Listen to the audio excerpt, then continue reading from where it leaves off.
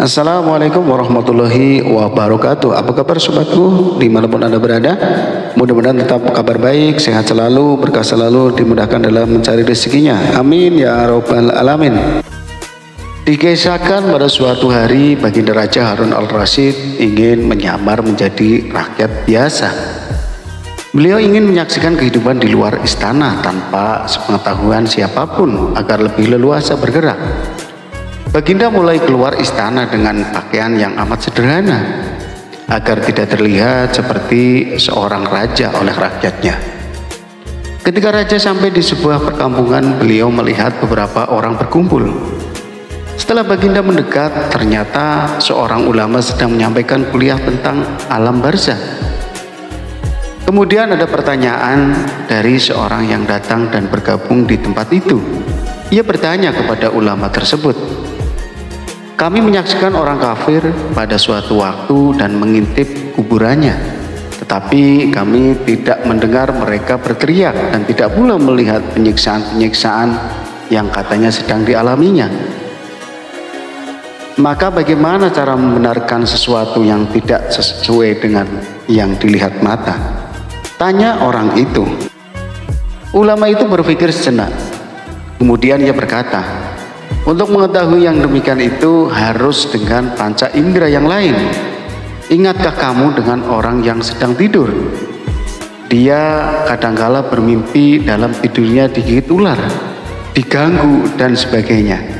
Ia juga merasa sakit dan takut ketika itu, bahkan memekik dan keringat bercucuran pada keningnya. Ia merasakan hal semacam itu seperti ketika tidak tidur. Sedangkan engkau yang duduk di dekatnya menyaksikan keadaannya seolah-olah tidak ada apa-apa. Padahal apa yang dilihat serta dialaminya adalah dikelilingi ular-ular.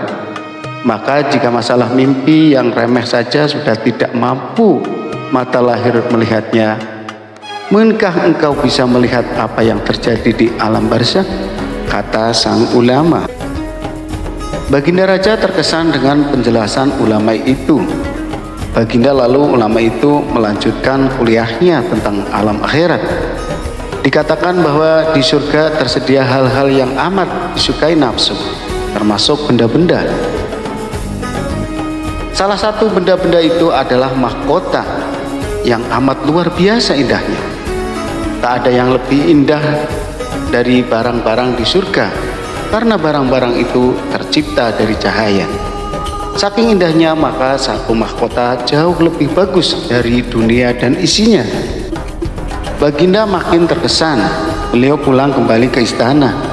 Baginda sudah tidak sabar ingin menguji kemampuan Abu Nawas. Baginda merintahkan menterinya untuk memanggil Abu Nawas ke hadapannya. "Aku menginginkan engkau sekarang juga berangkat ke surga. Kemudian bawakan aku sebuah mahkota surga yang katanya tercipta dari cahaya itu. Apa engkau sanggup, Abu Nawas?" tanya Baginda Raja. "Sanggup Paduka yang mulia," kata Abu Nawas, langsung menyanggupi apa yang mustahil dilaksanakan olehnya itu.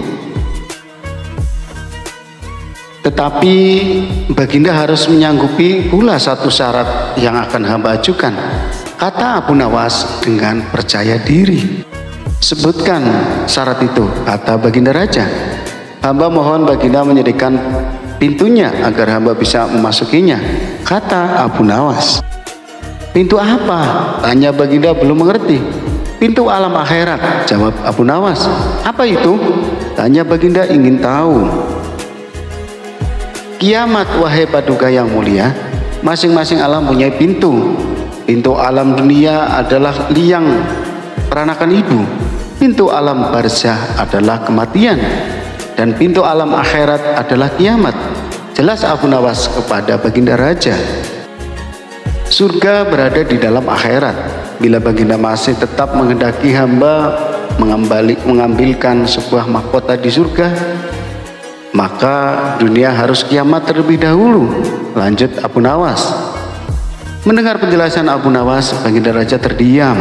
Di sela-sela kebingungan Baginda Raja Harun al-Rasyid, Abu Nawas bertanya lagi kepada Baginda Raja, Masihkah baginda menginginkan mahkota dari surga? Tanya Abu Nawas. Baginda raja tidak menjawab. Beliau diam 1000 bahasa. Sejenak kemudian Abu Nawas mohon diri, karena Abu Nawas sudah tahu jawabannya. Oke teman-teman semuanya, mudah-mudahan cerita tadi membuat kita sadar. Kita harus mempercayai semuanya yang ada di alam gaib, alam surga, alam akhirat itu ada. Mudah-mudahan bermanfaat untuk teman-teman semuanya. Sampai jumpa lagi.